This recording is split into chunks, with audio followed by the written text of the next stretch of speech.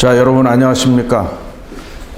여러분들 만난다는 기대를 갖고 이렇게 KTX 타고 내려왔는데 아무도 볼 수 없다 그러니까 참 답답합니다. 그 코로나가 가져다 준 새로운 세태가 아닌가 이렇게 싶고요. 지난주에 가왕이라고 그러는 나훈아 씨가 강의를 하면서 공연을 하면서 자기가 50년 동안 공연하면서 이런 상황은 처음 맞았다 이런 얘기를 했는데, 공연을 하면 얼굴도 보고 손도 잡고 이래야 되는데 아무것도 보지 못하고 공연을 하려니 참 답답하다 그러고서 했는데요. 저는 또 오늘 와서 보니까 화면으로도 못 보고 이 조그만 스튜디오에서 서서 이렇게 카메라만 보고 얘기하려고 그러니까 정말 답답합니다. 그래도 어쩌겠습니까? 한번 해보겠습니다. 오늘 제가 강의 제목은 국토교통부의 특징에 맞춰서 조금 스마트라는 말을 붙여봤고요. 그래서 스마트 워크, 또 스마트 라이프, 또 여러분들이 국토교통부에서 이렇게 주관해서 구축하고 있는 스마트 시티 이렇게 해서 타이틀을 한번 붙여봤고, 전반적으로는 일과 삶의 방식을 혁신하자 이런 겁니다. 그래서 시작하기 전에 우선 제 소개를 잠깐 조금 더 하겠습니다. 저는 아까 앞에서 설명한 대로 마지막 직장 생활은 KT에서 사장으로 마쳤는데, 사실 40년 동안 저는 IT 분야에서 주로 일을 했고요. 그 중에서 한 20여 년은 여러 다양한 외국 기업에서 이렇게 일을 했습니다. 그렇게 하고 여러 가지 사회 활동도 하고 이렇게 했습니다. 근데 한 10여 년째 제가 공공기관 또는 정부기관 또는 기업체에 자문도 하고 강의도 하고 여러 가지 활동을 하는데, 그 총체적인 메시지는 뭐냐면 저는 바꿔야 된다는 겁니다. 이게 우리가 시대의 흐름도 그렇고 우리가 처한 여러 가지 현실이 바꾸지 않으면 이대로 지속할 수가 없다. 그래서 바꿔야 된다 하는 게 제 키 메시지고, 오늘도 마찬가지입니다. 제가 외국 기업에서 쭉 외국 사람들하고 경쟁도 하고 협력하면서 이렇게 평생을 지내온 그런 경험에 비춰봐도 바꾸지 않으면 우리가 세계적으로 선도 국가가 될 수 없다 이런 생각을 갖고, 또 지속할 수도 없다 이런 생각입니다. 그래서 바꿔야 되겠다는 메시지고요.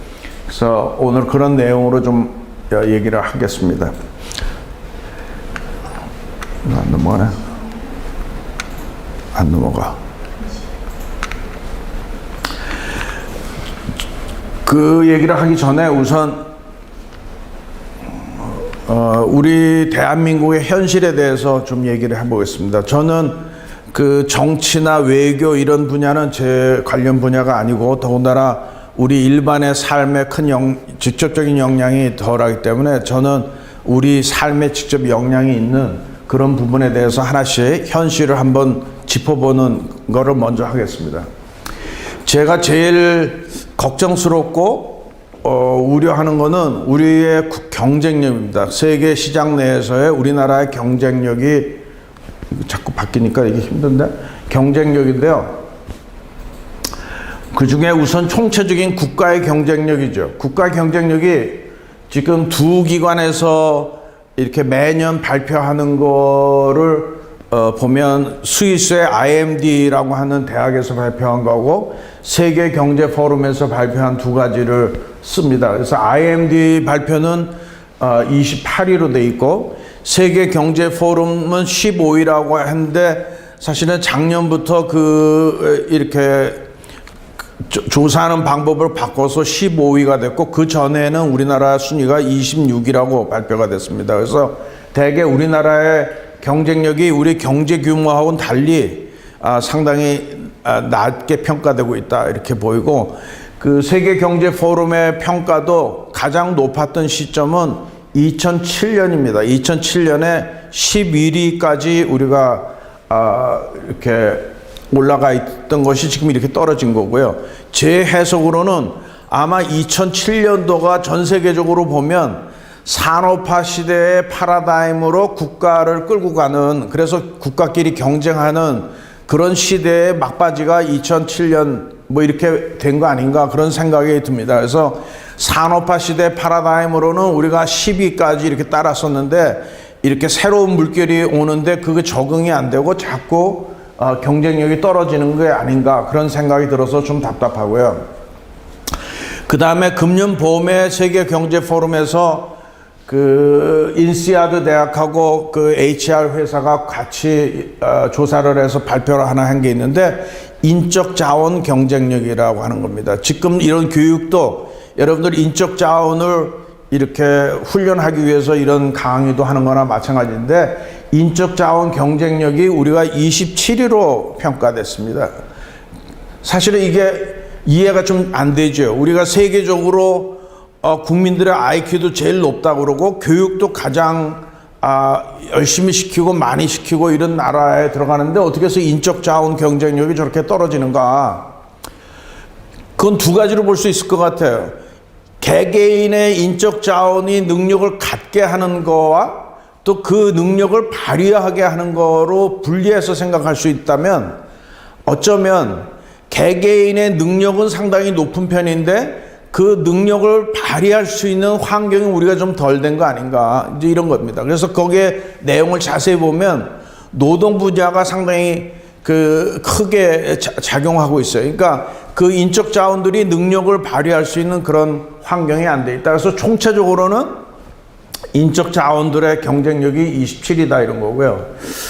또 시간당 생산성입니다. 시간당 1시간 일하면 노동자들이 생산성이 어떤가?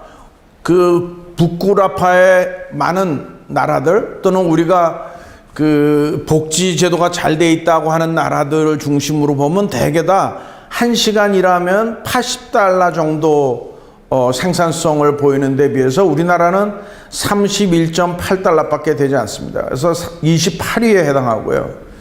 그래서 생산성이 굉장히 뒤떨어져 있는 거죠. 그러니까 복지도 사실은 하려면 생산성이 높아서 이 국가의 부가 어느 정도 있어야지 이렇게 가능한데 그런 것들이 참 이렇게 밸런스가 좀 안 맞는 그런 현실이고요. 또 흔히들 보면 우리가 중소기업이 대기업, 중소기업의 노동자들이 대기업의 노동자들보다 급여를 많이 받지 못하고 있다. 50% 정도밖에 월급을 못 받는다. 이렇게 표현을 합니다. 그 사실은 맞죠.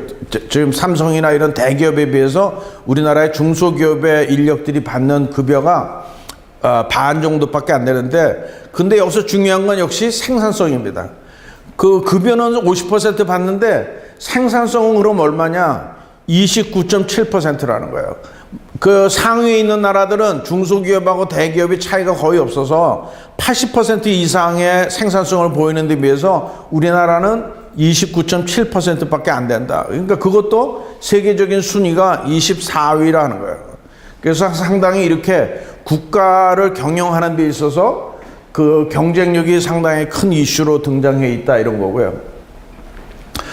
특히 이제 그 논쟁이 많았죠. 이게 지금 현 정부가 쓰고 있는 여러 가지 정책과 또 마침 코로나가 덮친 바람에 여러 가지 어려움을 겪고 있는데 그 중에 큰 게 실업률, 고용 이런 거죠. 그래서 실업률이 많이 올라가 있고 취업자 숫자도 전년 대비 35만 정도 이렇게 떨어져 있고 자영업도 많이 문을 닫았고 저도 엊그저께 주말에 명동을 한번 가보니까 두 집 건너 한 집씩 다 문을 닫았더라고요. 이렇게 자영업들이 굉장히 어렵고 또 현 정부 들어서 일자리가 늘어났다고는 하는데 대개 노인들 일자리가 많이 늘어나고 정부에서 여러 가지 지원을 통해서 만들어진 일자리 늘어났는데 정작 국가의 활력을 줄 청년 계층의 일자리는 상당히 줄고 있다. 그래서 30, 40대의 일자리는 줄고 청년 일자리 줄고 노인 일자리는 많이 늘어난 이런 기형적인 이런 구조다. 그래서 실업이나 고용이 우리나라의 지금 현실의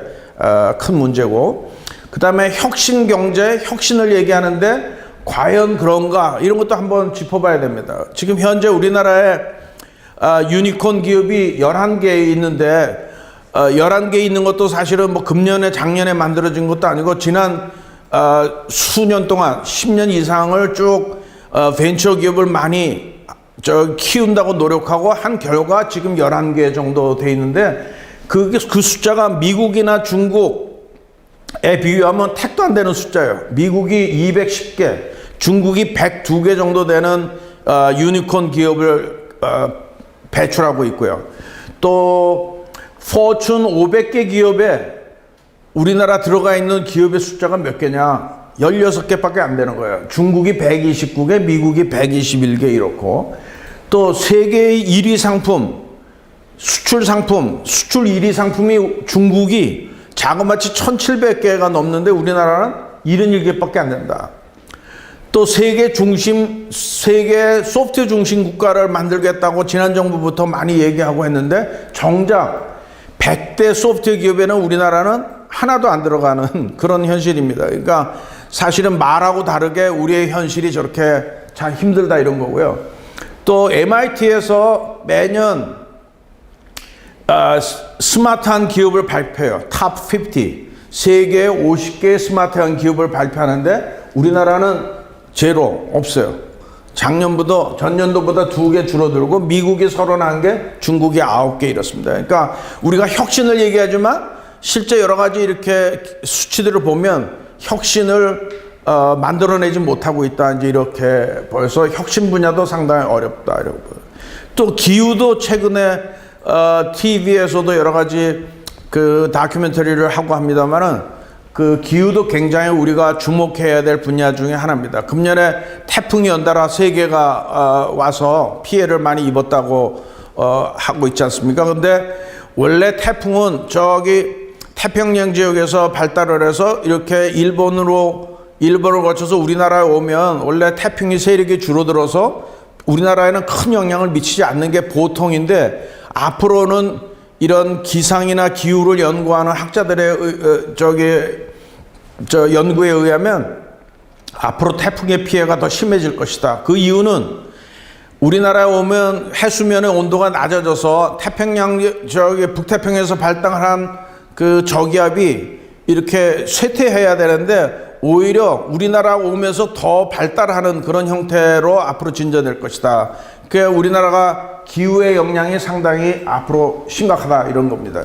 그래서 그 원인은 어쩌면 산업화를 빨리 달성한 그 반대급부일 수도 있어요. 그러니까 기후변화가 세계 평균, 세계적으로도 기후변화가 심해서 큰 문제가 되는데 그 평균보다도 우리나라가 2~3배 정도 더 빠르다.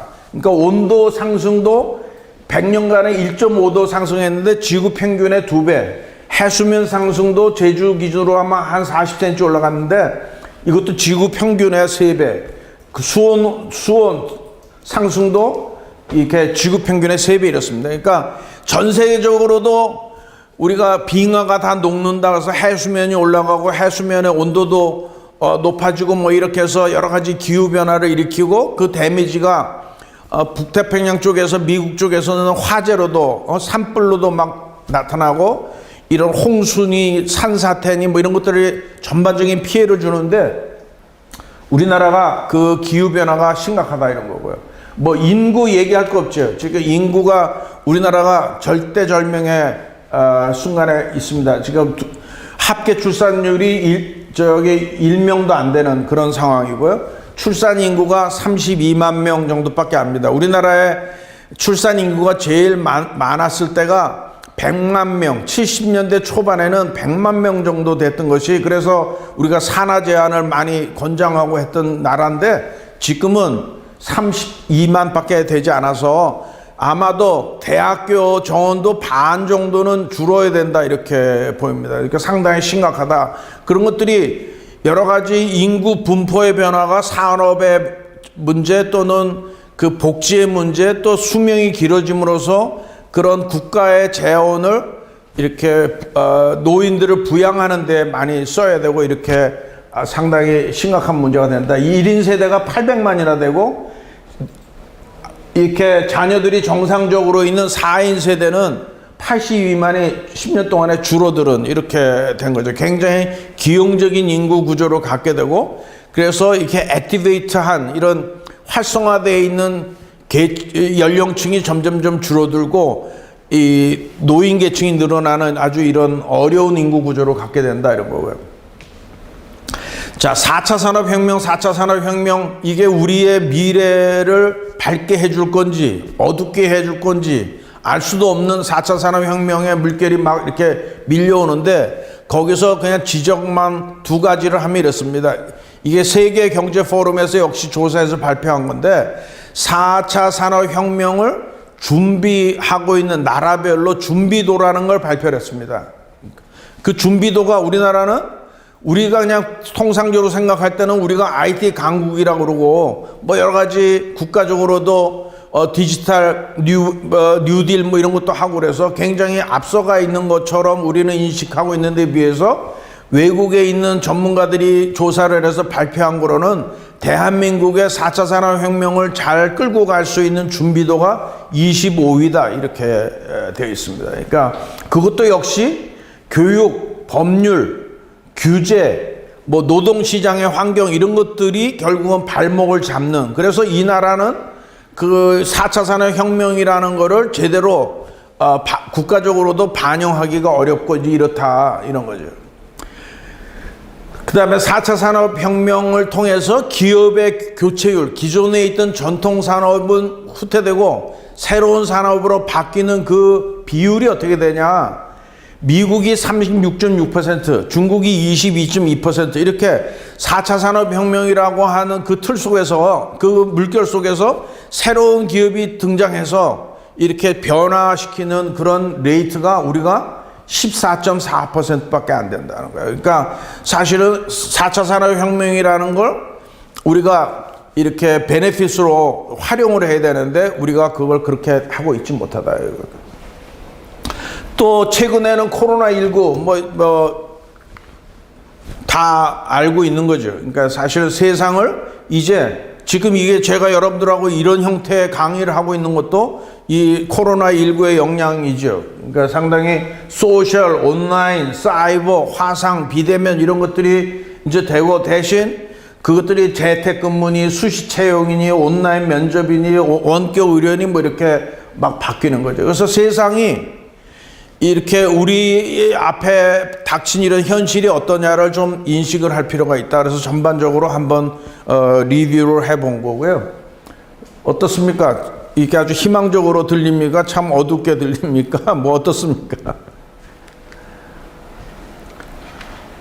이 생각할 게 상당히 많다 이렇게 보이고요. 이게 왜 안 나오고? 제가 책을 하나 소개하겠습니다. 책에 이게 맥켄지의 컨설턴트들이 같이 4명이서 세계적인 컨설턴트들이 쓴 책인데요. 한국 책명으로는 번역본으로는 미래의 속도라고 되어 있는데 원래 제목은 No Ordinary Disruption입니다. 그러니까 파괴죠. 평범하지 않은 파괴.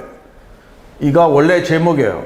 그래서 이 책의 키 메시지는 제가 하고자 하는 얘기의 결정판이에요. 그러니까 지금 상상할 수 없는 거대한 파괴가 일어나고 있는데 우리는 어떻게 해야 되냐 이제 그 얘기를 한 거예요 기본적으로. 그래서 여기 보면 제가 여러분들 정부기관에 계시는 분들한테 강의를 오늘 하지만 기본적으로 여기 있는 것들이 키 메시지입니다.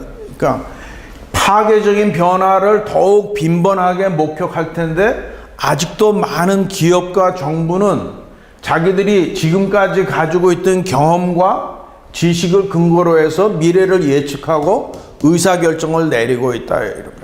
그러니까 국가의 공무원들이 중심이 돼서 국가의 미래를 대비하는 정책을 만드는 것도 앞으로 일어날 그런 변화 또는 파괴적인 변화에 근거로 해서 뭔가를 설계를 하고 해야 되는데 그렇지 않고 자기들이 현재까지 가지고 있던 지식과 경험을 바탕으로 해서 미래를 예측하고 설계를 한다는 거죠. 그래서 그렇게 하면 안 된다 하는 얘기를 쓴 게 이 책의 기본 메시지입니다. 그러니까 그래서 저도 오늘 하고자 하는 얘기가 바뀌어야 된다 이렇게 한번 읽어봐 주시기 바랍니다.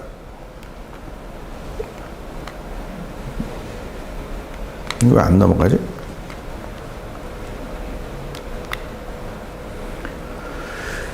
우선 아까 제가 스마트 워킹, 리빙, 시티 이렇게 얘기했는데 그 중에서 스마트 워킹, 앞으로 일하는 방식에 대해서 먼저 좀 잠깐 얘기를 할게요.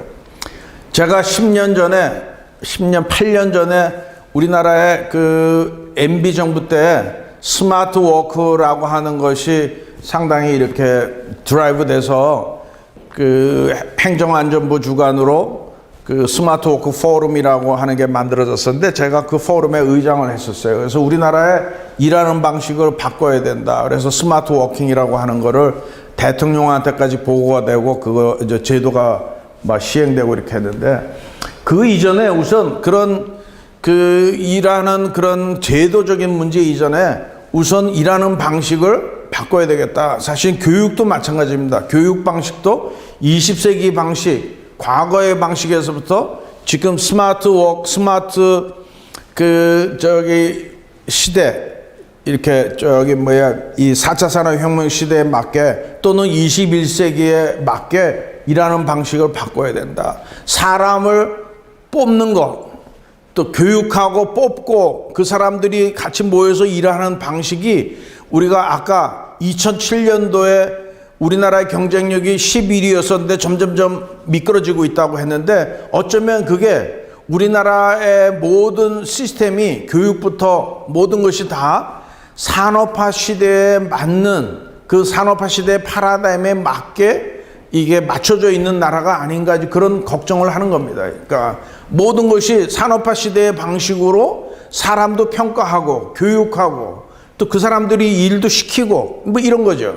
그래서 그것들을 보면 과거의 방식은 그야말로 열심히 성실하게 노력을 하고 오랫동안 일하고 뭐 이런 거죠. 또 개인의 능력이 우수한 사람이 누구냐, 뭐 학교가 어디 나왔냐, 뭐 이런 것들을 평가하고 그래서 이 사람들을 다 모아서 철저하게 관리를 해서 하는 방식이 이제 과거의 방식이라는 거죠. 그래서 우리나라의 대표적인 S기업도 바꿨어요. 최근에는 우리가 뭐라고 그래요? 그 기업을 대표적으로 관리를 가장 잘하는 한국 기업이다 이렇게 표현을 합니다. 그 기업이 모든 분야, 예를 들면 생산관리, 자재관리, 여러 가지 관리를 최고로 잘하는 그런 기업이죠. 또 세계적으로 봐도 우리가 관리를 가장 잘한다고 하는, 경영을 가장 잘한다고 우리가 알고 있던 GE가 어떻게 됐어요? 최근에 GE가 지금 거의 깔딱깔딱 하고 있어요. 원래 미국의 주식시장이 처음 생겨서부터 30개 상위 종목 그거를 우리가 다우존스 지수라고 그러는데 그 지수를 형성하고 있는 30개 기업으로 마지막 남아있던 기업이 GE인데 작년에 30개 종목에서 빠졌어요. 그게 뭐예요? 전통적으로 가장 잘 관리하고 우수하게 평가받던 기업들이 다 퇴출되는 그런 시대에 있다는 거죠. 아까 우리가 4차 산업혁명 시대에 기업이 변환율 했잖아요. 새로 등장하는 기업이율이 미국이 30% 이상인데 새로운 왕자가 등장한 거죠. 그래서 미래는 바뀌었다는 거죠. 미래의 방식은 이런 방식이 아니라 컨베이어 벨트 앞에 서서 오랫동안 열심히 일하는 게 일을 잘하는 게 아니라 그게 아니고 여기에 여러 사람이 소통하고 협업하고 집단지성을 통해서 창의적인 뭔가를 만들어내고 해야 된다. 그러기 위해서는 재활용도 해야 되고 지식과 정보와 경험을 남 것도 내 것만 잘하는, 아까 저쪽에 개인의 능력이 우수하게 성적이 좋고 개인이 능력이 아니라 같이 일을 하려니까 다른 사람의 경험과 이런 것들을 재활용할 수 있어야 되고 또 단순하게 일을 해야 되고 공유해야 되고 이런 겁니다. 그런 반면에 아까 지구 문제, 기후 문제 얘기했듯이 우리가 일하고 살아가는 중간에 발생시키는 이런 CO2 배출 같은 것도 줄이면서 일을 해야 된다. 그래서 20세기 방식하고 21세기 방식으로 바뀌어야 되겠다 이런 거고요. 그래서 키는 창의적인 거예요. 이제 오래 일하고 한 게 중요한 게 아니라 창의적이고 협업하고 이렇게 해야 되는 거죠. 그래서 지금은 그만뒀습니다만 이제 임기가 끝나서 저기 이렇게 퇴직했습니다만 고려대학교 염재호 총장이 저기 크로스로 연세대학교 가서 학생들한테 강의를 하면서 한 것이 21세기의 방식으로 교육을 받아야 된다. 아주 농담으로 엄마들이 시키는 대로 니들 교육받으면 망한다, 인생 망한다, 이런 얘기예요.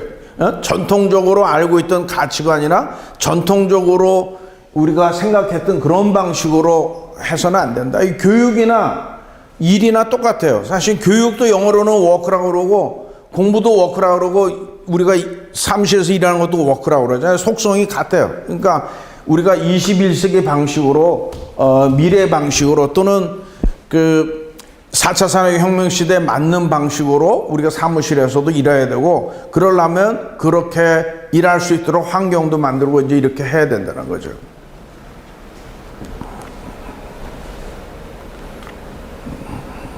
안 넘어가.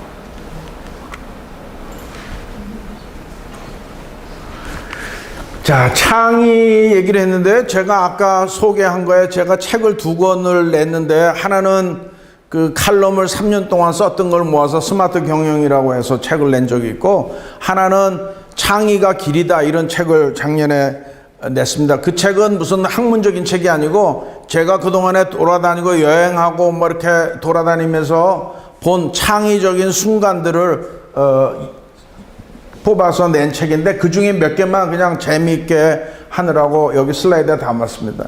이 왼쪽 밑에 있는 거 뭔지 아시겠어요? 이거는 샌프란시스코 길거리에서 볼 수 있는 겁니다. 피자를 배달하는 로봇이에요. 피자를 사람이 배달하면 5불 정도 들어간다고 하는데 이 피자 배달하는 자동 로봇으로 배달하면 3불 정도 들어갑니다. 지금 이 로봇을 개발하는 사람들의 목표는 뭐냐면 저거를 1불에 할 수 있도록, 피자 배달 비용을 1불에 할 수 있도록 한다는 거예요. 지금 우리나라에서도 배달 앱의 커미션이 뭐 30%니 20%니 해서 난리들인데, 이런 것들이 그냥 인건비를 뭐 수수료를 적게 주면 배달하는 사람한테 또 돈을 적게 주는 꼴이 되잖아요. 결국 이게 악순환이죠. 그 앱을 운영하는 배달 서비스 하는 업체 보고 수수료를 많이 뛰어간다 이러는데, 그러면 그거를 10%로 낮추면 그걸 배달하는 사람은 또 어떻게 해요? 예를 들면. 그러니까 이제 이런 혁신을 통해서 아까 5불, 사람이 하면 5불 들어갈 거를 뭐 3불, 1불 이렇게 떨어뜨리는 거를 이제 하는 거죠. 그게 이제 창의적인 거죠. 제가 스페인 갔다가 이게 슈퍼에서 본 건데, 저는 이렇게 스페인이 우리가 디자인 얘기를 많이 하는데, 이놈들은 어떻게 수박 하나를 싸도 우리하고는 다르냐 그런 느낌에서 제가 찍은 사진이에요. 우리 슈퍼에 가면 이렇게 뭐 파란색, 빨간색 이런 이상한 비닐에다가 이렇게 벌려갖고 하려면 이 뒷둥그레에서 수박이 잘 들어가지도 않고 막 이러는데, 얘네들은 이렇게 부딪히지도 않게 이렇게 모양새 있는 플라스틱 줄을 이렇게 미리 디자인 해가지고 해서 이렇게 들고 가면 되게 이렇게 되어 있어요. 그래서 하다못해 이런 것까지도 이렇게 차이가 나게 하고 있다 이런 생각이 들고요. 이 오른쪽에 있는 벌판에 있는 이 작대기 꼽아놓은 거, 이거는 뭔지 상상해 가세요? 저거 뭔지? 우리가 지금 뭐 재생에너지 한다고 해서 풍력 발전을 많이 하는데, 우리나라 산하가 지금 이 브레이드, 풍력 발전 그 브레이드로 덮이게 생겼는데, 지금 이거는 스페인에 있는 벤처 회사가 지금 하고 있는 거예요. 이렇게 날개가 없는 풍력 발전이야.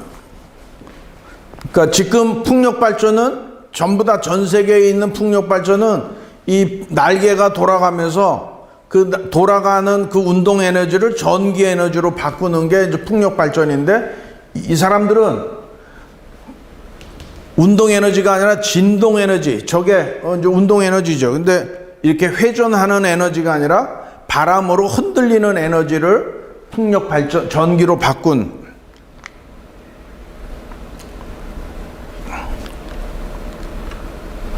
이제 그런 그거를 스페인의 벤처 회사가 하고 있는 거고요.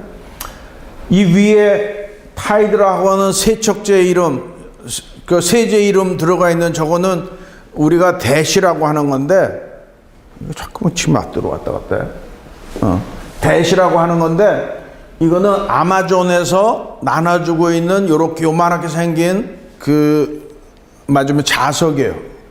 저게 자석 뒤에 있는 자석을 이렇게 가정에서 이렇게 뭐 세탁기나 아니면 냉장고에 이렇게 붙이게 되어 있는데, 한 400개 정도의 품목이 저런 대시가 되어 있는데요. 이게 뭐냐면, 우리가 지금 쇼핑을 온라인으로 하려면 또는 전화기로 하려면 이렇게 주문을 하고 또 결제를 하도록 이렇게 다 링크가 되어 있어서 주문을 하죠. 이거는 요 오른쪽에 있는 요 하얀 버튼만 누르면 아무 액션 필요 없이 다음날 아침에 배달이 와요. 그렇게 체계가 되어 있는 거죠. 저런 것들이 아마존에서 하고 있는 방식이에요. 그러니까 주문을 누르기만 하면 주문이 되고 다음날 배송이 되는 그런 형태로 하는 거죠. 이런 것들이 이제 창의적인 모습들이에요. 그래서 제가 쓴 책에서 이런 창의적인 모습들을 쭉 이렇게 소개를 한 그런 내용이 있는데, 지금 우리한테 필요한 것들은 바로 이런 것들이라는 거죠. 전통적으로 했던 것들을 더 빨리 더 싸게 그냥 전통적인 방식으로, 아까 배달을 하는 것도 똑같이 오토바이로 배달하면서 그 배달료를 싸게 해달라 할 방법이 없는 거죠. 그러니까 다른 방법을 뭘 찾아야 되는 거죠. 지금 창의적인 방법을 찾아야 되는 거죠. 기존에 하던 방식으로는 더 줄일 수가 없는 거죠. 그렇게 하고 그렇게 전통적인 방식으로 하니까 자꾸 이해 충돌이 생기고 아이러니가 생겨서 어떻게 할 수가 없는 거예요. 그러니까 한편으로는 그 앱 하는 회사, 배달을 하는 그 회사 보고 수수료를 낮추라고 그러고, 또 한편으로는 배달하는 그 배달맨들한테 또 뭐 복지를 잘하고 급여도 잘 주고 뭐 여러 가지 안전에 대한 것도 이렇게 하라고 그러고, 이렇게 하니까 이게 모순이 생기고 이 계층 간에 또는 직군 간에 이런 갈등이 생기는 거를 조정도 못하고 이런 거죠. 그래서 혁신적인 방식, 또 혁신적인 행정도 그렇고 모든 것들을 이런 창의적으로 혁신 방법을 찾아야 된다, 이런 겁니다.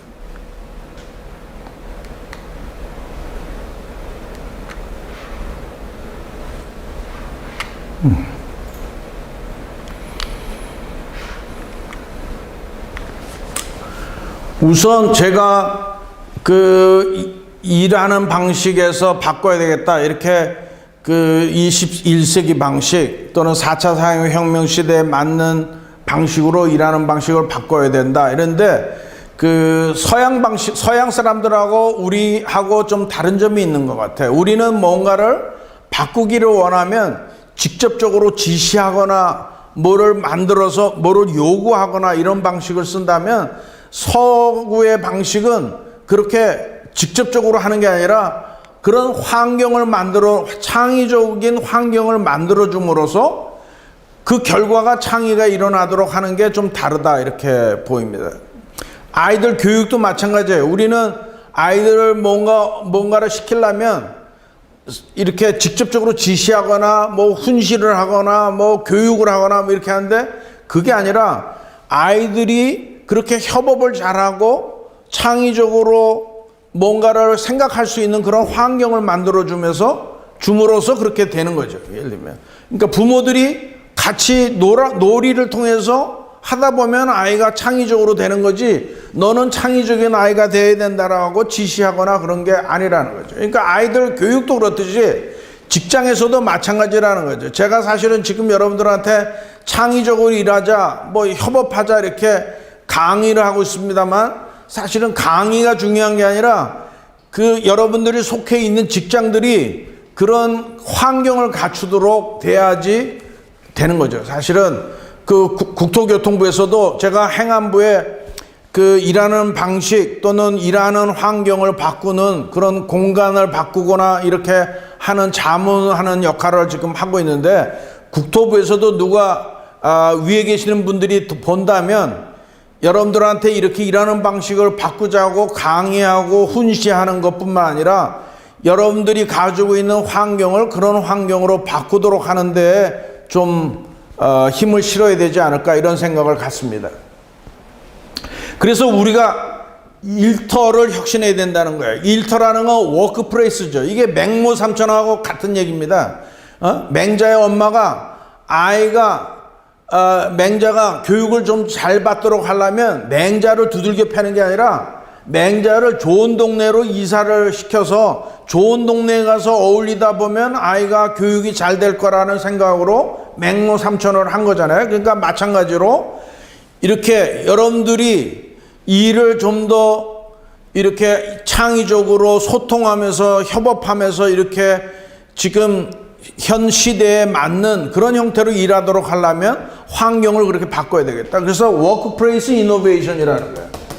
워크플레이스 이노베이션. 일터를 혁신을 해야 되겠다. 그래서 제가 조그맣게 맞은 법인명을 워크 이노베이션 랩이라고 제가 만든 그 이유도 그래서 일하는 방식을 혁신하려면 일터를 혁신해야 되겠다. 근데 일터를 혁신해서 지금 달성하고자 하는 게 뭐냐면 하나는 일터를 혁신해서 그 안에 있는 사람을 좀 바꿔야 되겠다. 사람들 개개인이 아까 얘기한 새로운 방식으로 일할 수 있는 사람들로 좀 바꿔내야 되겠다. 원래는 저게 교육할 때 그렇게 됐으면 좋은데 우리는 이미 현재 직장에 있는 사람들은 교육이 다 끝난 사람들이니까 교육은 이미 늦었고 직장에 있는 사람들이 좀 바뀌어야 되겠다. 그러려면 어떤 방법이 있겠는가? 제가 외국 기업들에 쭉 있으면서 보니까 이 사람들이 하는 짓거리가 좀 다르다. 그 사람들을 어떻게 하냐? 그 사람들이 부단히 일하는 환경을 바꾼다는 거죠. 예를 들면 페이스북도 그렇고 구글도 그렇고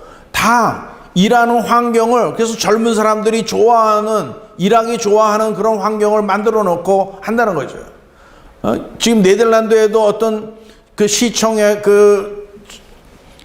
환경을 꾸며놓은 걸 며칠 전에 봤는데 SNS에서 보면 보링한 지루한 공간은 싫다. 왜 관공서 시청의 건물은 보링이 해야 되냐 이런 거죠.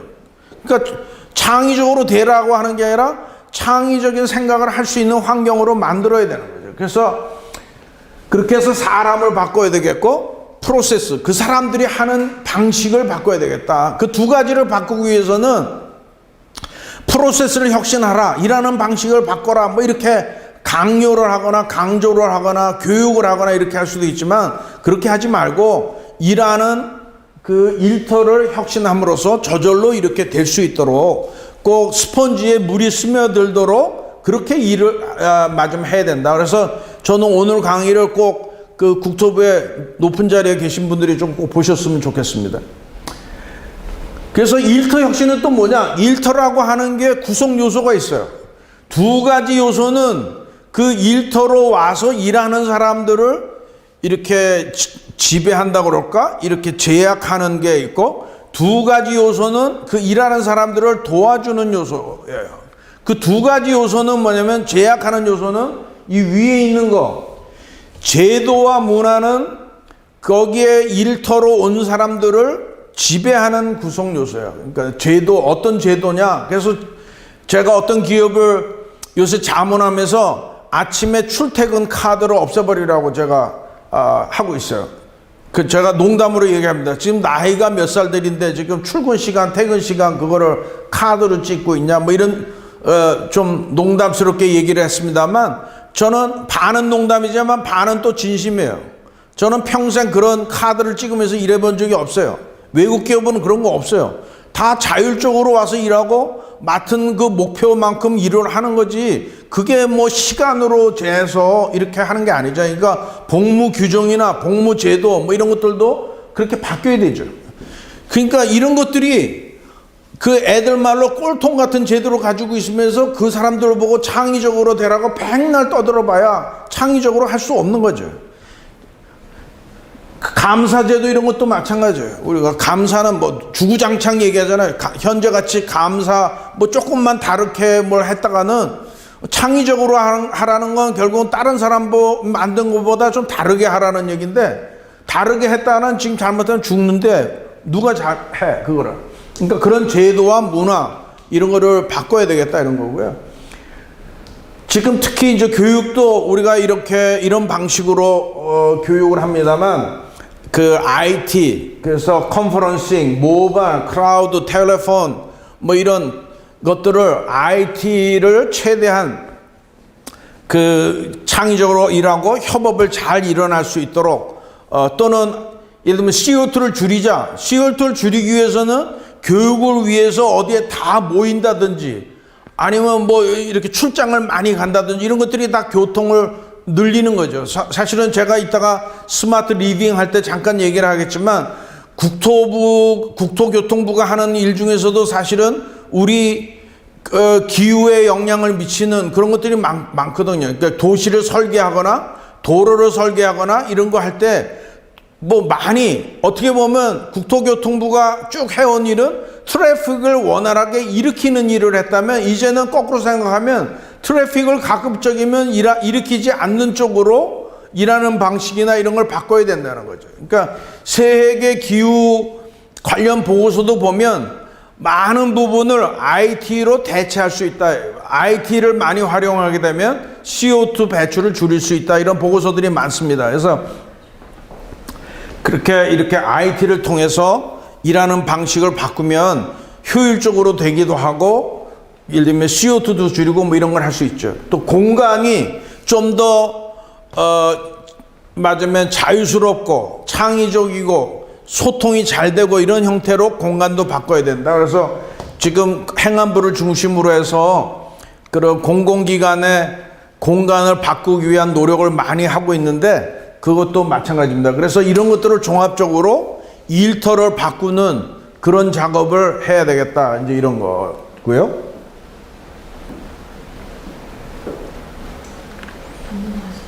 안 넘어가는데?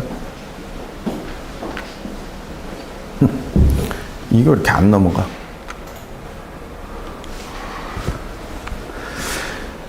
자, 그 중에서 공간 부분만 조금 더 볼게요. 공간이 제가 아까 얘기한 대로 행안부의 그런 공간 혁신 자문단장도 하기도 하고 해서 특히 공공기관의 공간을 좀 바꿨으면 좋겠다. 공간의 모습 자체가 우리는 창의적인 거하고 너무나 거리가 멀고 아주 수직체계가 이렇게 아주 배어 있는 그런 거다. 제가 그 거의 일주일에 한 번씩 이렇게 칼럼도 쓰는데 몇 주 전에 쓴 칼럼이 우리나라에서 없어져야 될 말이다라고 해서 제목을 붙여 쓴 칼럼이 내 방으로 다 모이세요 하는 말이 없어져야 될 말이다. 우리나라는 높은 사람들은 자기 방에 앉아서 자기 방에 회의용 탁자도 있고 또 소파도 있고 뭐 다 있어서 자기는 꼼짝 안 하고 다 불러 모아서 일을 하는 그런 형태. 그러니까 그게 어떻게 보면 하이라키가 그대로 살아있는 그런 모습이 공간이다. 그래서 저는 공간을 다 뜯어 고쳐야 된다. 이제 이런 얘기를 하고 있습니다. 그래서 공간이 칸막이 문화, 하이라키칼한 그런 조직 체계, 뷰로크라시, 끼리끼리, 의전 이런 걸로 되어 있는 그런 공간의 모습을 이렇게 개방과 수평적인 문화와 소통과 협업이 잘 일어나고 창의, 집단지성, 자유스럽고 민주적이고 공유가 일어날 수 있는 이런 공간으로 바꿔야 된다. 그래서 공간의 혁신을 통해서 일하는 방식과 문화를 변화시켜야 된다. 이런 겁니다. 그러기 위해서는 공간을 어떻게 바꿔야 되냐? 이렇게 바꿔야 된다는 겁니다. 개방적으로. 그래서 벽이 없고 문이 없고 파티션이 없는 이제 이런 형태로 바꿔야 되고 그 대신 여태까지 전통적인 그 오피스의 모습은 자기 책상, 일하러 간다 그러면 어디로 가? 책상으로 가는 거죠. 책상으로 가는 게 아니라 다양한 기능을 제공을 해줘서 여기에 협업과 집중 업무, 폰, 전화 뭐 이런 것들이 쭉 있고 또 아까 그 우리 사회의 높은 사람들의 방 얘기를 했는데 모든 사람들이 갖고 있는 자기만 활용하는 그런 사유 공간을 최소화시키고 대신에 공유 공간을 늘려야 된다. 여기에 많은 공유 공간을 늘리고 개인이 지키고 있는 사유 공간은 줄여야 된다. 이런 거고요.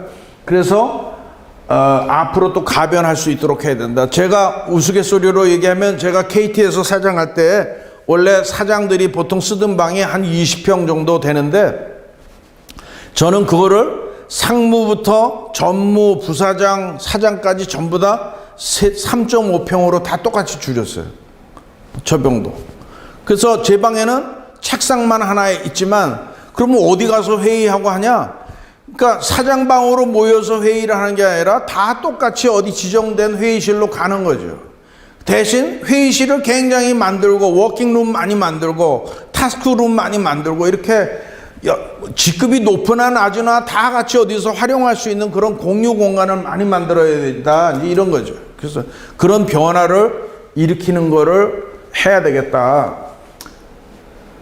그래서 행안부에서 하면서 공공기관의 그런 그 공간에 대한 가이드라인이라고 하는 그 일종의 규정 비슷한 것도 하나 발행해서 만들어 놓기도 하고 그랬습니다. 그래서 여기 세종청사에 있는 정부청사관리소라는 기관이 있는데 거기서도 지금 이런 작업들을 하고 있습니다. 앞으로 공공기관을 겉모습 위주로 설계를 하거나 겉모습 위주로 건축을 할 게 아니라 그 안에서 일하는 사람들 중심으로 사실은 제가 늘 다니면서 보면 아주 역사적인 유물이 될 정도의 건축물 아니고는 굉장히 실용적으로 돼 있어서 우리가 진짜 워킹 공간은 영국이든 프랑스든 뭐 미국이든 가보면 껍데기가 그렇게 아주 훌륭한 건물 가지고 있는 데는 별로 많지 않아요. 그러니까 여러분들 보시면 대신 속에는 아주 사람 중심으로 잘 설계되어 있는 것을 볼 수 있죠. 그래서 이렇게 우선 일터를 좀 바꿔야 되겠다 이런 얘기를 합니다.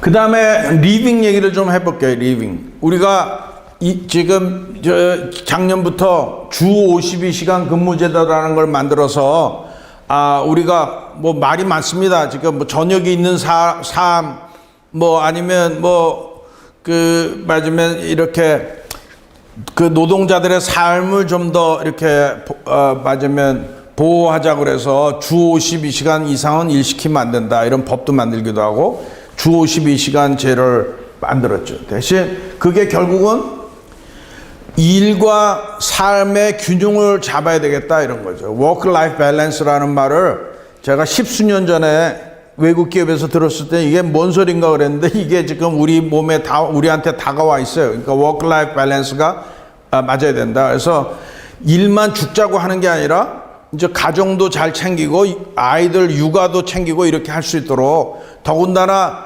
이 라이프 전체로 보면 우리가 사고도 가족 멤버 중에서 사고를 당할 수도 있고 또는 노인이 될 수도 있고 뭐 이렇게 여러 가지 라이프 속에서 그런 케어를 충분히 할 수 있도록 밸런스를 갖춰야 되겠다. 이걸 목표가 바뀌어야 된다 그죠. 그러니까 우리 적어도 저나 제 위의 선배들은 예를 들면 일을 위해서는 가정을 희생하는 것이 당연하게 생각했기도 하고 또 아내 되시는 분들도 대개 바깥 사람이 일을 하기 위해서는 뭐 이렇게 가정은 예를 들면 좀 덜 챙겨도 된다는 인식이 이렇게 바뀌어 있던 시대에서 이제는 아니다. 육아도 같이 하는 거지 돕는 게 아니다. 이런 얘기들이 젊은 사람들한테는 나오잖아요. 그러니까 워크-라이프 밸런스가 상당히 중요한 가치로 등장했는데 사실은 그러기 위해서는 아까 제가 첫 번째 슬라이드에서 얘기한 생산성 그러니까 조금 일하고서도 생산성이 높아져야지 되는데 지금 많은 근로자들이 고통을 받고 있는 게 근로자들을 좋게 하자고 그래서 주 52시간제를 했는데 결국은 그만큼 집에 가져가는 급여가 준다. 이러면 저녁 있는 사람이 아니라 저녁을 뺏긴 삶이 된다. 이렇게 되는 거잖아요. 그러니까 사실은 여기에 워크-라이프 밸런스를 하기 위해서는 우리가 앞에 제가 일하는 방식 얘기했던 거와 마찬가지로 창의적으로 일을 해서 창의적인 뭔가를 만들어내서 그걸로 가치를 더 만들어내야지 사실은 이걸 달성할 수 있다 이런 겁니다. 지금 우리의 딜레마입니다. 이게 라이프만 좋게 한다고 해서 될 수 있는 그런 현실이 아닌 거죠. 제가 늘 예를 듭니다. 날개 없는 선풍기 제가 좀 안 됐지만 우리 S 선풍기 우리나라에서 선풍기 하면 아주 대표적인 선풍기는 아무리 디자인을 바꾸고 색깔을 바꾸고 뭐 해도 5만 원 내지 10만 원밖에 못 받는데 영국의 다이슨은 선풍기, 날개 없는 선풍기를 만드니까 뭐래 50만 원이야. 그러니까 우리가 똑같은 선풍기를 만들어도 이제는 그런 창의적인 그런 거를 만들어야지. 그런 걸 만들어야지 사실은 워크 라이프 밸런스를 할 수가 있는 거죠. 그래서 다 연관되어 있다 이러고요. 아까 지구 환경에 대한 케어를 우리가 삶 속에서 해야 되겠다. 그러니까 우리가 알게 모르게 마지막 환경을 파괴하고 있고, 그래서 이게 카본, CO2도 배출을 줄이는 노력을 아까 제가 국토부의 그 역할 중에서도 이제는 트래픽을 잘 일으키는, 원활하게 이렇게 트래픽이 일어나도록 하는 것들이 여러분들의 목표였다면 앞으로는 트래픽을 안 일어나고도 삶이 영위될 수 있는 걸로 이 파라다임을 좀 바꿔야 되겠다 하는 것도 여기 들어가고요. 쓰레기 줄이는 것도 마찬가지 이런 거죠. 우리가 생태학자들이 도시 수직 농업 이런 것들을 20년 전에 컬럼비아 대학에 있는 교수가 제창을 했는데 저런 것도 마찬가지예요. 지금 우리가 태양광 때문에 뭐 산림이 훼손된다 이런 얘기들을 많이 하는데, 산림 훼손 정도가 아니라 그 수직 농업, 도시에서 수직 농업을 해야 된다고 주장한 게 농업학자들이 아니에요. 생태학자들이에요. 인간이 먹고 살 거리를 해결하기 위해서 유일하게 지구를 파괴시키면서 자기들 먹을 거리를 해결하는 종족이 인간이다 이거예요. 그래서 이제는 아프리카에서 인구가 저렇게 늘어나면, 수십억의 인구가 더 늘어나면 농토, 농사질 땅이 없다 이거예요. 농사질 땅이 브라질만한 땅이 더 생겨야 되는데 그걸 어떻게 할 거냐. 그래서 생태학자들이 주장하는 게 도시에서 수직 농업을 해, 땅 파서 농업하는 거 하면 안 된다 이런 거예요, 기본적으로. 그러니까 이게 파라다임이 바뀌는 거죠. 더군다나 우리는, 제가 안타깝게 생각하는 게, 농업에 농자만 들어가면 국토부에서는 얘기를 못 하잖아. 국토부 소관이 아니야. 농축수산, 농자가 들어간 데서 해야 되잖아.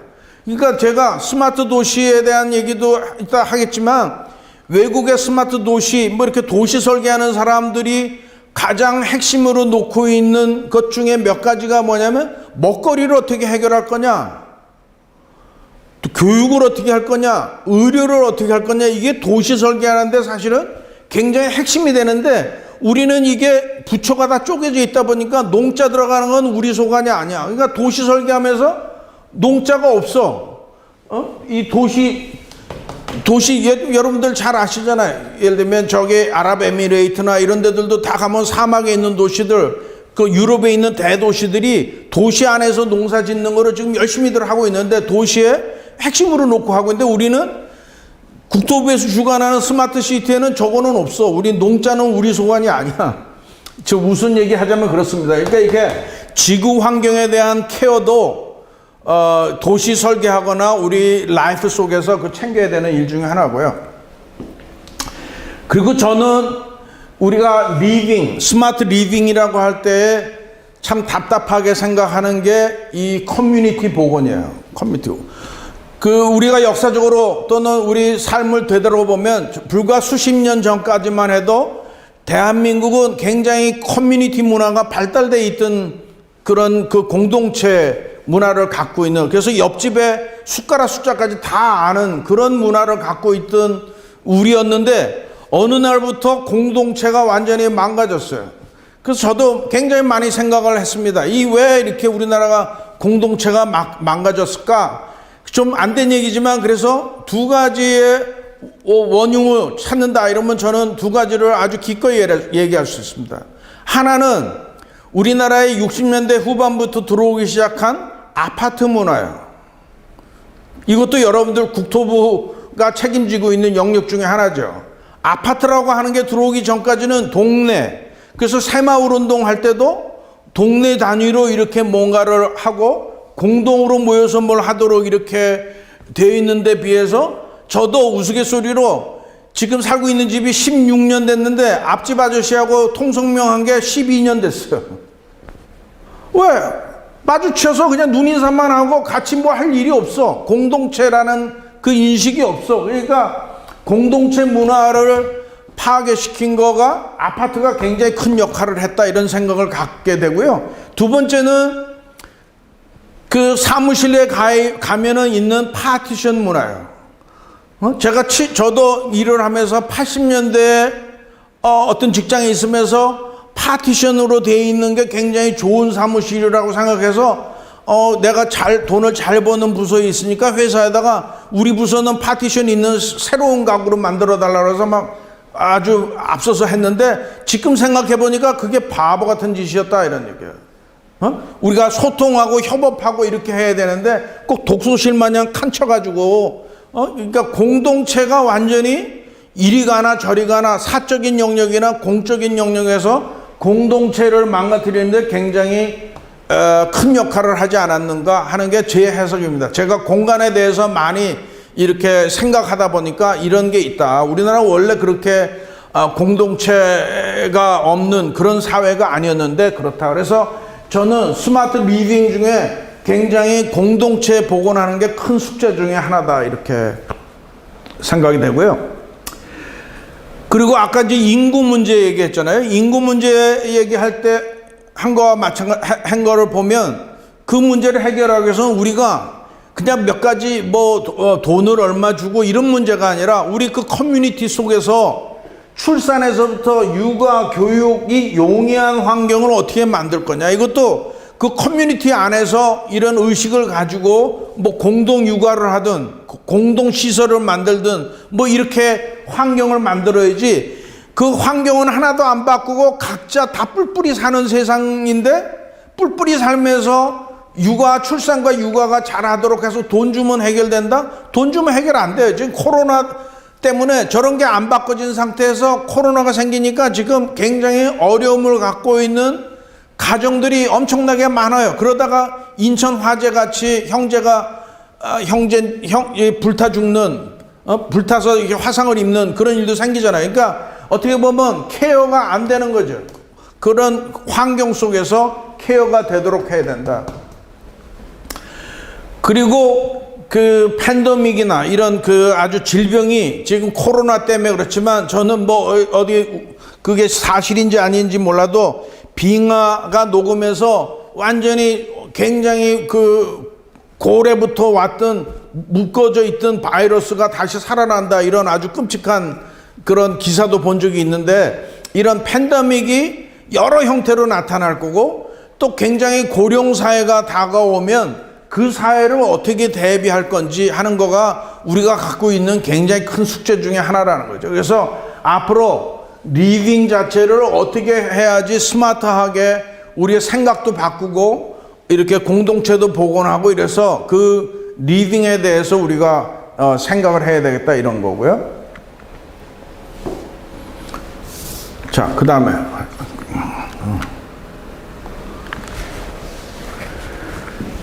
그 또 스마트 리빙에 관계되는 거 조금 더 볼게요. 지금 여러분들 국토교통부가 아파트 때문에 아파트 가격 때문에 이슈가 굉장히 많은 부처인데 그 중에서도 저는 좀 한번 생각을 해보기도 하고 칼럼도 써본 적이 있는데 저는 아까 아파트가 커뮤니티를 망가뜨린 그런 원래 우리나라 사람들이 아파트에 살던 사람들이 아니잖아요. 그러니까 60년대 말 이후에 처음부 다 아파트라는 게 들어서면서 그 커뮤니티를 망겼는데 우리가 지금 국토부에는 LH라고 하는 그런 그 산하 그 회사가 있으니까 그런 회사를 통해서도 아파트를 조금 더 다른 형태로 발전시킨 리빙 형태를 좀 실험했으면 좋겠다 이런 생각도 같습니다. 그러니까 지금은 아파트 건설이라고 하는 게 제조업 형태예요.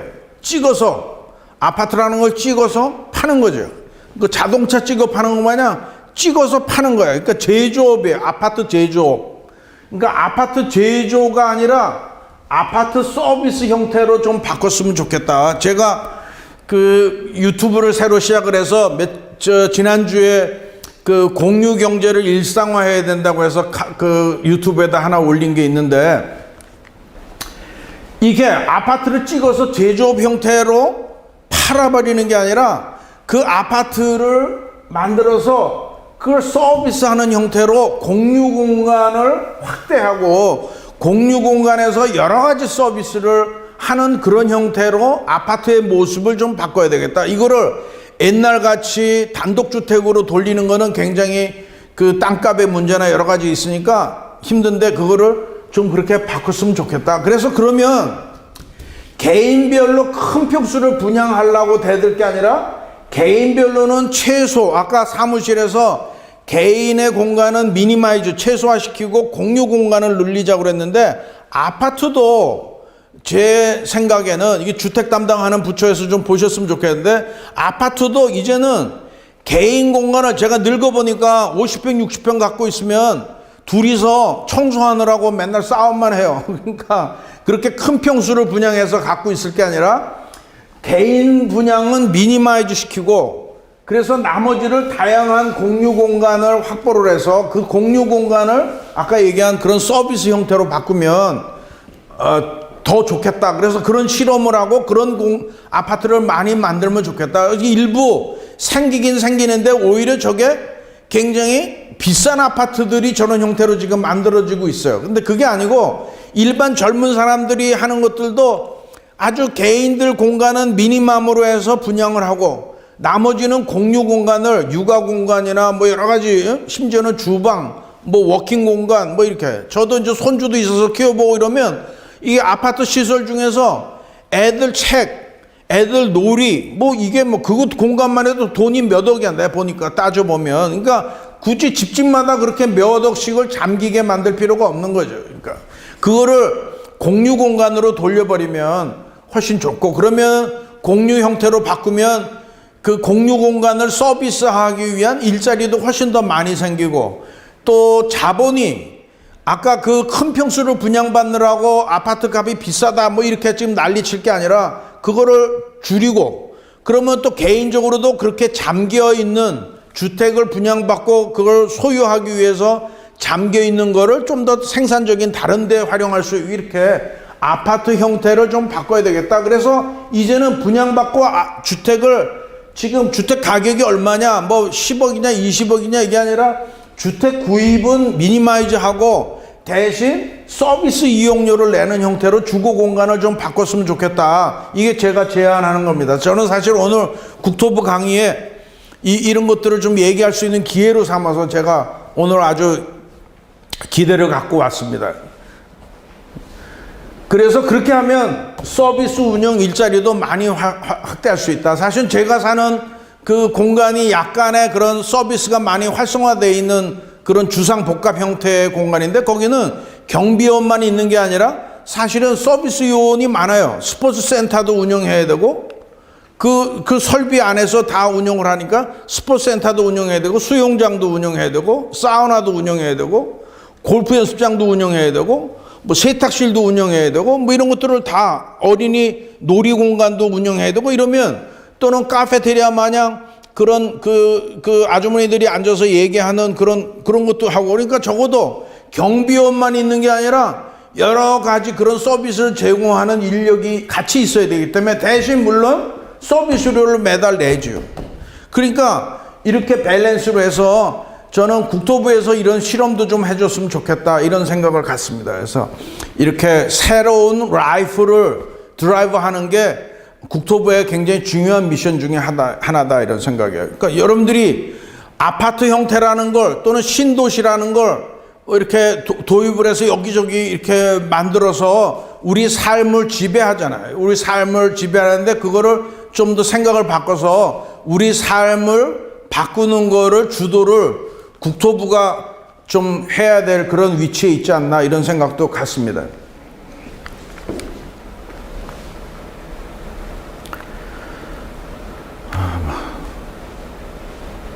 그 다음에 스마트 시티에 대한 얘기를 좀 하겠습니다. 제가 KT에 사장할 때는 스마트 시티가 굉장히 중요할 거라고 생각해서 한 10년 전에 외국 기업하고 해서 합작회사도 만들기도 하고, 또 스마트 시티라고 하는 게 서로 여태까지 현재 지금 IT를 기반으로 해서 많이 이렇게 되어 있기 때문에 사실은 자연스럽게 관심을 가져보기도 했고, 또 그래서 몇 군데 스마트 시티를 계획하는 데 가서 자문 활동도 하기도 했었습니다. 그래서 개인적으로 그렇고, 사실 스마트 시티 이전에는 IT 기업들이 중심이 되고 통신 기업들이 중심이 돼서 UCT, 유비쿼터스 시티라고 했죠. 그래서 상당히 IT 기술로 뒷받침되는 도시를 우리가 UCT다, 스마트 시티다 이렇게 생각을 가지고 있었는데요. 제가 IT 분야에서 일한 사람이지만 저는 그 흐름에 약간의 브레이크를 걸고 싶은 사람이에요. 그러니까 이게 스마트 시티라고 하는 것이 시설이 아니라 사람을 중심으로 얘기를 해야 되겠다 이런 겁니다. 그러니까 무슨 기술이 도입됐다 이런 게 더 중요한 게 아니라 그 사람들의 삶이 어떻게, 앞에 제가 스마트 리빙 얘기를 했는데 그 사람들의 삶이 어떻게 바뀐다. 육아 환경이 어떻게 바뀌고 교육 환경이 어떻게 바뀌고 또 CO2나 이런 그 자연 환경에 대한 거가 어떻게 바뀌고 먹거리는 어떻게 바뀌고, 먹거리를 수급하는 게 저 시골에서 농사지어갖고 트럭 타고 와갖고 막 해서 가락동 시장에다 풀어서 농사 이렇게 거래하는 그런 전통적인 형태의 리빙이 되는 게 우리가 추구하는 도시의 모습인지 아닌지 이제 그런 것들. 그래서 거기에 시설이 아니라 사람이 중심이 되는 그런 도시로 우리가 설계가 되는 것이 스마트 시티다 이렇게 보이고요. 저는 이렇게 하지 않으면, 사람 중심으로 이렇게 설계를 하지 않으면 지금 스마트 시티를 우리가 국내에서 잘 만들어서 해외에 수출하겠다 뭐 이런 표현을 하는데 저는 그거 잘 안 되리라고 봅니다. 왜? 서구의 사람들이나 다른 사람들이 추구하는 도시는 우리가 생각하는 최첨단의 기술이 발라져 있는 그런 도시를 스마트 시티라고 여기고 있지 않아요. 어쩌면 스마트 시티는 역설적으로 얘기하면 불편한 도시일지도 몰라요.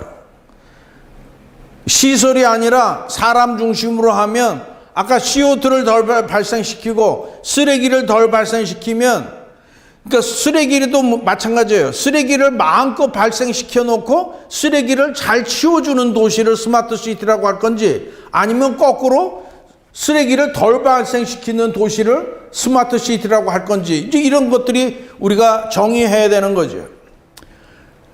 교통도 마찬가지입니다. 차를 마음대로 달리게 해놓고 도시를 뻥뻥 뚫어갖고 막 다니게 해놓고 스마트 시티라고 할 건지, 아니면 상당히 많은 제약을 둬서 불편하게 하고 그래서 CO2가 발생시키지 않는 그런 도시를 스마트 시티라고 할 건지, 그거는 완전히 개념의 이게 완전히 상극이거든요, 기본적으로. 그러니까 우리가 그거를 좀 더 다시 한번 정립할 필요가 있다 이런 겁니다. 그래서 이제는 단순히 기술이 아니라 문화적으로 봐야 되겠다.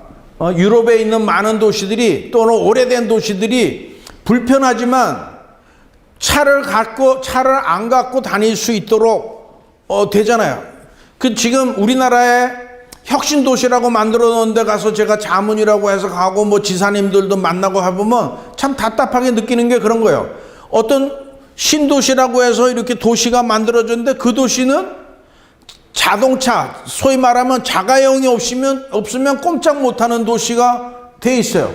그래서 우스갯소리로 어떤 도청이 옮겨간 어떤 그 도에는 가보면 오히려 그 건물보다 주차장이 더 넓어야 되는 그런 형국을 지금 맞고 있어요. 그러니까 자동차가 없으면 꼼짝 못하는 그런 도시를 만들어 놓고 있단 말이죠. 그러니까 그런 것들이 다 문화적으로 해결하도록 그렇게 좀 생각을 좀 바꿨으면 좋겠다. 어쩌면 좀 불편을 감수하는, 그러니까 사람들이 아주 편리한 것만 추구하는 게 아니라 그 편리함을 추구하는 대신에 자연 환경이고 우리 후세의 뭐 삶이고 이런 건 나하고 상관없고 나만 편한 게 아니라 여러 가지를 공동체의 그걸 위해서 내가 맞은 불편을 감수할 수 있는 그런 문화, 그런 것들을 하는 것이 되겠다. 그리고 문화적인 부분에 상당히 초점이 맞춰져 있는 도시를 좀 설계를 했으면 좋겠다 이런 거죠. 그래서 풍요와 자유가 아니라 적절한 제한과 불편을 감수할 수 있는 도시, 그런 것들이 스마트 도시의 굉장히 핵심적인 가치다 이런 생각을 갖고요. 그리고 에너지를 자급하고, 아까 농산물도 도시 안에서 자급하고, 또 지금 국토부에서 하고 있는 거에 사실은 제가 반대되는 칼럼도 몇 번 썼어요. 그러니까 신도시를 저기 스트레치 아웃 바깥에다 만들어 놓고 거기까지의 교통을 계속 하기 위해서 교통을 많이 일으키는 그런 형태의 도시 설계가 아니라 이제는 그 맞으면 교통을 미니마이즈 할 수 있는, 교통을 트래픽을 안 일으킬 수 있는 그런 것도 고민해야 된다. 지금 샌프란시스코 같은 지역도 지금 코로나 때문에 많은 변화가 생기고 있다는 거예요. 원래는 그 제가 샌프란시스코를 수십 년 다녀본 거로 보면 그 샌프란시스코 도시에서 저기 산호세 저 밑에까지 전부 다 많은 IT 회사들이 있어서 그 주위에 아주 언덕배기에 상당히 좋은 주택, 비싼 주택에 있는 게 사람들이 꿈이었다면, 그러다 보니까 너무나 그 하이웨이가 복잡해져 가지고 사람들이 바뀌었어요. 스마트 얼번 리빙이라고 그래서 이제는 도시에서 일하고 도시에서 자야 되겠다 그래서 도시 중심을 막 개발하는 형태로 바뀌었다가 코로나가 생긴 바람에 바뀌었어요. 이제 재택근무 같은 것들이 이제 맞으면 일상화되니까 이제는 꼭 출근 안 해도 되니까 아주 다시 이제 거꾸로 이렇게 아웃사이드에서 사는, 그래서 트래픽을 일으키는 게 아니라 아웃사이드에 살면서 이런 그 재택근무나 IT를 통해서 일하도록 이렇게 바뀌니까 뭐가 돼? 그렇게 제도와 문화를 바꾸니까 아파트 값이 떨어지고 저기 근무용, 업무용 부동산 가격이 떨어졌다는 거예요, 기본적으로. 그러니까 지금 현재 있는 방식을 그대로 놔두고 아파트 값을 어떻게 떨어뜨리겠다고 하는 게 아니라 그런 삶의 방식을 바꿈으로써 아파트 값이든 업무용 부동산 가격을 떨어뜨리는 게 지금 실질적으로 샌프란시스코 같은 지역에서 나타나고 있다는 거죠, 기본적으로. 그래서 우리가 아까 주택 가격 문제도 지금 방식, 삶의 방식은 그대로 놔두고 하는 게 아니라 아까 제가 얘기한 대로 아파트의 형태, 또 거기서 커뮤니티 공간을 늘리는 거, 또는 신도시의 개념, 또는 사무실에서 이런 코너라를 만져서 우리가 비대면 이런 거 많이 하듯이 그렇게 하면 자주 왔다 갔다 이렇게 트래픽, 제가 KT의 광화문에서 사장을 할 때 보니까 저 분당이나 용인에 사는 친구들은 2시간씩 출근해야 돼. 1시간 반.